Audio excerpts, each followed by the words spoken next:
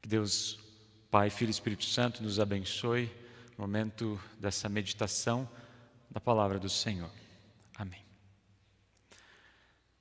Todos nós sabemos que estamos vivendo no meio de uma grande epidemia ou pandemia.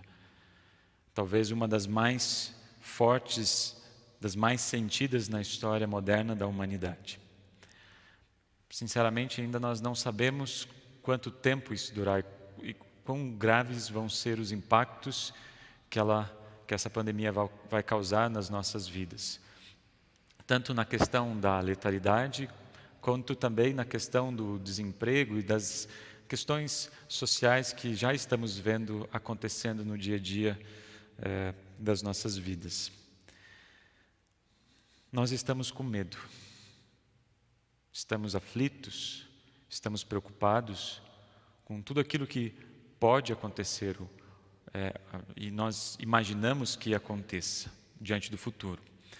Mas ao mesmo tempo, com os nossos medos, com os nossos anseios e aflições, mesmo com os perigos, há razões para darmos graças a Deus. Há razões para louvarmos a Deus.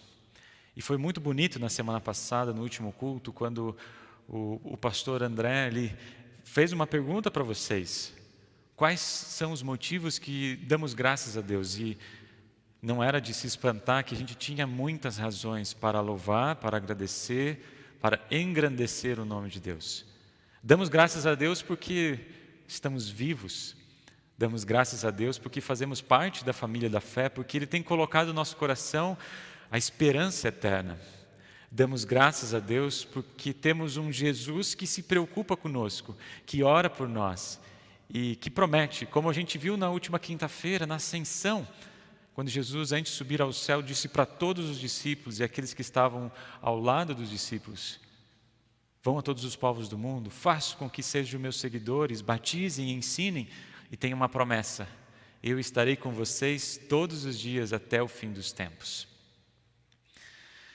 No texto que vocês puderam acompanhar, que o Carlos leu, na meditação do Evangelho, a gente encontra uma oração. Jesus conversa com o Pai. Vejam que interessante e único isso. Aqui há uma oração de Jesus para Deus Pai. Aqui Jesus não está pregando aos discípulos, Jesus não está exortando, não está dizendo faça isso, faça aquilo. Simplesmente o que Jesus está fazendo é orando, falando com o Pai. E Ele permitiu com que os discípulos pudessem ouvir. Olha só, Ele permitiu com que a gente pudesse acompanhar também esse momento de oração e entender quais são as preocupações que Jesus tem por cada um de nós. E quando a gente começa a ler essa oração, a meditar nessa oração, logo vamos nos surpreender que o motivo dessa oração somos nós. Jesus se preocupa conosco, Jesus se preocupa em dar bênçãos às nossas vidas. Vejam que não é qualquer um pedindo ao Pai, é o seu próprio Filho. Podemos então, a partir dali, estar confiantes de que se o Filho está pedindo, é porque é exatamente isso que Deus deseja para a nossa vida. O Deus Criador deseja para cada um de nós. E essa perspectiva muda a maneira como nós entendemos esse texto, ou nós olhamos para esse texto. Aqui, Jesus está nos convidando a sentar junto com Ele e a ouvir aquilo que Deus em Cristo se preocupa por cada um de nós. Ou em outras palavras, Jesus está nos convidando a descansar, está exercitando para que nós possamos confiar naquilo que Ele vai fazer. E a própria oração diz: eu estou pedindo ao Pai por vocês. Não porque vocês precisam fazer alguma coisa, não, porque tudo aquilo que Deus Pai pediu para mim, isso eu já fiz.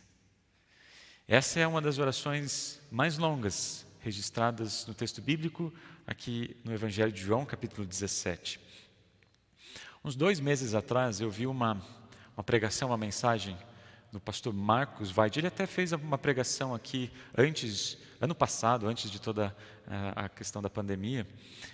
E há uns 2 meses atrás, ele refletindo sobre esse texto, ele trouxe um aspecto que me fez pensar, muito interessante. Não está propriamente no texto, nesses versículos que nós lemos, mas ele é o contexto e aquilo que motiva Jesus a orar. Não sei se você tem a sua Bíblia nas suas mãos, diante de vocês. Se você tem, olha de uma forma geral. Olha o capítulo 16, os últimos versículos, depois olha o início, os primeiros versículos do capítulo 18, ali os títulos. Ali a gente já vai ter já vai conseguir refletir sobre alguns pontos. Nos últimos versículos do capítulo 16, o que a gente tem é que Jesus diz, olha, a partir de agora eu não vou falar mais em comparações, eu vou ser direto ao ponto. Eu vou falar exatamente aquilo que vocês vão passar. E os discípulos entenderam, realmente, Jesus não está falando mais em comparações. E ele diz, no último versículo, no mundo vocês terão aflições, ou no mundo vocês irão sofrer, mas não se preocupem, não tenham medo, eu venci o mundo. E os primeiros versículos do capítulo 18, o que acontece? A gente já refletiu isso na Semana Santa, né? Na semana ali da Páscoa. Jesus é preso, a narrativa continua, então ele é julgado, humilhado, maltratado, ele é morto na cruz. Percebam, entre o 16 e o 18, logicamente falando, tem o 17. E ali, entre as aflições e o sofrimento, há um momento para orarmos. Quando os anseios aumentam, quando as preocupações nos invadem, quando os medos e as aflições estão à nossa porta, Deus nos convida a orar. Ou podemos dizer, Deus nos convida a ouvirmos Ele orar. A tirarmos os nossos olhos nos problemas, que são muitos, e a colocarmos na solução. A aprendermos com Ele a descansar. Aprendemos com Ele a confiar naquilo que Ele tem dado por cada um de nós. Percebam, Jesus orou por você. Jesus orou por mim também. Mesmo sabendo que Ele estava prestes a ser crucificado na cruz. Ele orou pelos seus discípulos, por aqueles que já estavam e já faziam parte da igreja. E se a gente continuar essa oração, que vai todo o capítulo 17, ele ora também por aqueles que vão crer, através do testemunho que esses discípulos e que nós estamos fazendo nos nossos dias. Sabemos que Jesus se preocupou com nós. E essa preocupação, a gente vê concretizada tanto nesta vida, como também na eternidade. Vamos ouvir novamente um pouquinho dessa oração. Pai, revela a natureza do Filho, para que conheçam a natureza gloriosa do Pai. Pois tens dado ao Filho autoridade sobre todos os seres humanos, para que Ele lhe dê a vida eterna a todos os que lhe deste. E a vida eterna é esta: que eles conheçam a Ti, que és o único verdadeiro Deus, e conheçam a Jesus Cristo que enviaste ao mundo. Eles têm obedecido à Tua mensagem, e agora sabem que tudo o que tens dado vem de Ti, pois eu lhes entreguei a mensagem que Tu me deste, e eles a receberam e ficaram sabendo que é verdade que eu vim, e creram que Tu me enviaste. Esse é um trechinho dessa oração que Jesus fez ao Pai. E um dos pedidos que a gente percebe aqui de Jesus é para que as pessoas conheçam a sua mensagem e creiam na palavra. Olha só que interessante, Pentecostes já está acontecendo aqui. Mesmo que o Espírito Santo não seja mencionado, um dos pedidos de Jesus é muito simples: que muitos venham a crer e conhecer a mensagem da salvação. Domingo que vem, vamos refletir e meditar nesse domingo de Pentecostes, a descida do Espírito Santo, e aquilo que o Espírito Santo motivou e mobilizou os discípulos a pregar, anunciar essa palavra. E já ali, a gente já percebe essa oração sendo colocada em prática. Nesse dia, muitos vieram a crer no Salvador Jesus. Nesse dia, essa oração ganha corpo, ou podemos dizer, ganha almas para Cristo. A igreja começa com algumas pessoas e cresce rapidamente. Tem um historiador chamado Rodney Stark. Ele traz algumas estatísticas e diz que nos 300 primeiros anos cresceu aproximadamente 40% por década. De um crescimento muito, muito grande, de poucos discípulos, o que alguns dizem que chegou a 6 milhões de pessoas. Ou, a gente poderia dizer, de 0,0017% para 10,5%. Isso tudo aconteceu antes do Edito de Milão, que fez com que então o cristianismo ele se expandisse por Constantino. E as razões do crescimento dessa igreja de forma tão abrangente, tão rápida, tiveram várias razões. Mas uma delas que eu quero compartilhar com vocês foram duas situações muito difíceis que todos tiveram que passar, e também os cristãos. Duas epidemias. E a maneira como os cristãos lidaram com essas epidemias naquele tempo. Essas duas epidemias foram devastadoras. Uma aconteceu em torno do ano 160 e a outra aconteceu 90 anos depois, provavelmente no ano 250 depois de Cristo. A primeira epidemia durou 15 anos e aniquilou ou tirou vidas em torno de 1/4 da população do império. E a segunda epidemia, ela aconteceu um pouquinho depois do 1000º ano do aniversário do Império de Roma.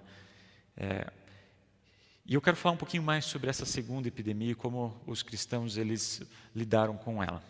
Cipriano é um personagem importante desse período, dessa época. Ele chegou à fé já na fase adulta, muitos dizem em torno de seus 40 anos de idade. Então ele conheceu o Evangelho, foi batizado e não demorou muito, ele se tornou bispo da cidade de Catargo. Uma cidade grande, importante, uma cidade comercial e também, no sentido de pensamento e de educação, era bem desenvolvida. Mais ou menos nessa época também, o Império Romano já não estava indo muito bem das suas pernas. Apesar do seu 1000º aniversário, muitas questões internas e externas estavam deixando esse momento do Império um pouco fragilizado. Então, a gente observa que Décio, o imperador, precisa culpar alguém porque pela má administração ou pelas coisas que não estão dando certo como havia dado em anos anteriores. Então, ele precisa culpar alguém. E como o cristianismo está crescendo de uma forma muito assustadora, são os cristãos. É por causa deles que nós não estamos prosperando. E para piorar, é exatamente nesse momento que essa pandemia ela vem. E Décio estava precisando colocar alguém, culpar alguém, também culpou os cristãos. Cipriano, então bispo de Catargo, já nesse momento, ele vendo toda essa situação, vendo toda a mortalidade que estava atingindo as pessoas e como as pessoas estavam lidando com isso, ele escreveu um tratado chamado Na Mortalidade. Esse texto provém de uma tentativa de responder algumas perguntas como: por que nós cristãos estamos sofrendo? Por que Deus não está nos protegendo? Se eu creio em Jesus, será que Ele não deveria proteger diante de todos os males? Por que nós precisamos passar por isso também? Deus está nos castigando? Vejam que não é muito diferente de alguns questionamentos que a gente está ouvindo nos dias de hoje também. Porque eu sou cristão, eu não deveria passar por esses males, eu não deveria estar sofrendo a pandemia ou qualquer situação, não deveria estar atingindo a minha família. Então, Cipriano escreve esse texto e de uma forma bem resumida, ele diz assim: olha, gente, não é nada disso. Não é nada disso que vocês estão pensando. Não é isso que Deus promete para nós. Se você é cristão, ele faz a gente pensar até diferente. Se você é cristão, você deveria esperar a tribulação. Talvez até mais forte do que aquele que não crê. Porque o cristão ainda precisa passar ou enfrentar o diabo tentando nos cair da fé, nos tirar da fé.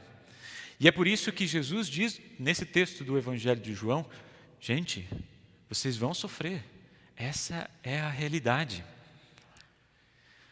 Algo interessante nesse texto de Cipriano que eu gostaria de compartilhar com vocês também, que vale a reflexão. Durante essa epidemia, muitos cidadãos romanos estavam, na verdade, deixando para trás as pessoas, estavam fugindo, estavam deixando a sorte, ou seja, estavam deixando as pessoas morrerem. Essa epidemia foi muito forte naquela época. Diz que no pico dela, em torno de 5.000 pessoas estavam morrendo por dia. Ontem eu olhei e isso tem sido uma tendência nos últimos dias, que o coronavírus está tirando 5.000 vidas também, mas mundialmente falando. Agora imagine, dizem que essa epidemia aqui nos anos 50 durou em torno de 10 anos. Ou seja, nós estamos falando em milhões de pessoas que perderam as suas vidas. E olha só, enquanto aqueles que não acreditavam, os pagãos, o povo do império, estava fugindo para tentar sair dessa praga, o que os cristãos estavam fazendo? Estavam indo para dentro dela.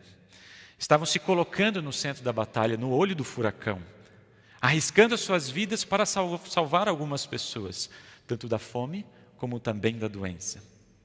E naquela época não tinha os EPIs, os equipamentos de proteção individual, para protegê-los diante da contaminação. E o que é interessante é que Cipriano também fala nesse texto que os cristãos não apenas cuidavam dos cristãos. Eles não falavam, não perguntavam: você é cristão? Então eu vou cuidar de você. Mas eles perguntavam: você precisa de ajuda? Então ajudavam. Gente, claro que eles estavam também com medo. Eles estavam aflitos. Eles estavam com receio daquilo que poderia acontecer, assim como nós também estamos hoje. Estavam ansiosos, aflitos, mas ao mesmo tempo não estavam sem esperança, desesperados. Eles confiavam na promessa eterna. Isso que Cipriano fez no seu texto, fazer com que eles pudessem olhar novamente, ter a clareza e a certeza daquilo que eles confiavam, na esperança da vida eterna, do novo céu, da nova terra. E isso aconteceu porque o Espírito Santo pôde colocar nos seus corações a suportarem com paciência a promessa da eternidade. Queridos irmãos, nós temos uma teologia rica, nós temos uma mensagem profunda quando se trata de crises, quando se trata de epidemias, quando se trata de sofrimentos. Nós temos uma mensagem que revela gratidão, revela confiança, revela certeza da ressurreição. Cipriano ajudou os seus ouvintes a não olharem apenas para aquele momento, para o momento da crise, para o momento das mortes, para o problema, mas olharem para a solução, para a promessa, para Jesus. E o Salvador Jesus, Ele vem para curar o vírus mais letal, não o coronavírus, mas o vírus da incredulidade, o vírus do pecado. Cipriano ouviu com atenção essa oração de Jesus para o Pai e convidou os cristãos da época a ouvirem também, pois o Pai sempre atende um pedido do Filho. Sabemos que a nossa fé tem sido testada nessas últimas semanas, nesses últimos meses. Ainda não sabemos quanto tempo vai durar, mas sabemos que vai ser um caminho longo. Não vai acabar na semana que vem. Por um lado, nós sabemos que não vai durar 10 a 15 anos, como os primeiros cristãos tiveram que enfrentar. Vai ser muito mais rápido do que isso. Mas a gente está percebendo, e esse é um momento importante para nós cristãos, nos colocarmos agora diante ao lado das pessoas que não têm essa esperança de refletir ou de mostrar algo além desse momento. E o Espírito Santo tem colocado em nossos corações, tem preservado a nossa esperança para podermos falar e testemunhar o bom nome. Também quero mencionar que assim como aconteceu naquele tempo, onde os cristãos eles puderam se colocar e ajudar as pessoas naquele momento, eles não somente olharam lá para frente e aguardaram tudo passar bem quietinho no seu lado, não, eles se colocaram no centro de tudo isso. Assim também o Espírito Santo tem tocado muitas pessoas, muitos de vocês, a exercerem as suas vocações para cuidar das pessoas. Eu sei que muitos de vocês são médicos, são enfermeiras, fisioterapeutas, pessoas que trabalham nos hospitais e que estão agora, nesse momento, cuidando de pessoas. Eu sei que tem muitas pessoas que estão se colocando, cuidando da nossa segurança, trazendo alimentos, enfim, quantas ações que são necessárias para que a gente se sinta bem e seguro. Mas todos nós, nas nossas vocações, naquilo que nós fazemos, nós estamos também auxiliando aqueles que estão precisando nesse momento. E a gente pode fazer isso de diversas formas. Não precisa simplesmente estar no hospital ou algo similar, mas a gente pode através de ações sociais. Nós podemos, com ações simples, por exemplo, doar cestas básicas ou ajudar algum projeto que esteja, enfim, ao lado das pessoas, um projeto sério, um projeto que esteja atendendo às necessidades das pessoas. E quando nós auxiliamos alguém, a gente não pergunta, ei, você é cristão? Não. O que a gente vai continuar perguntando, você precisa de ajuda? E pelo chamado, porque eu sou filho de Deus, porque Deus colocou no meu coração a semente da fé, eu vou dizer, sim, eu te ajudo. Não importa quem essa pessoa seja.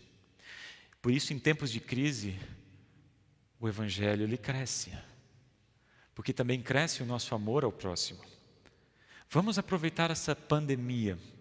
Sei que muita coisa negativa está acontecendo, mas vamos semear aquilo que o Espírito Santo coloca no nosso coração e a enxergar algo além desta vida, chegar à eternidade. E a oração que Jesus fez ao Pai é um resumo da obra do Espírito Santo. Ele já antecipa aquilo que o Espírito Santo vai fazer. Ele chama, congrega, ilumina e santifica a todos para permanecerem firmes na fé. Então, meu pedido para vocês hoje, nessa semana, ou talvez ao longo da pandemia, a gente leu apenas um trecho dessa oração. Meditem nessa oração. Meditem naquilo que Jesus se preocupa por nós, o que Jesus pede ao Pai. E olha, aquilo que o Filho pede ao Pai, a gente sabe que a resposta vai ser um sonoro sim. O Espírito Santo irá nos guardar, proteger, amparar, consolar, animar e fortalecer a nossa esperança já nesta vida, mesmo em meio a pandemias e em meio às aflições. A oração de Jesus não falha. Não falha porque Ele completou a sua obra por nós na cruz. Jesus, Ele morreu por nós. Jesus ressuscitou por nós. Jesus subiu aos céus. Jesus enviou seu Santo Espírito. Jesus fez tudo isso por mim e por você. Amém.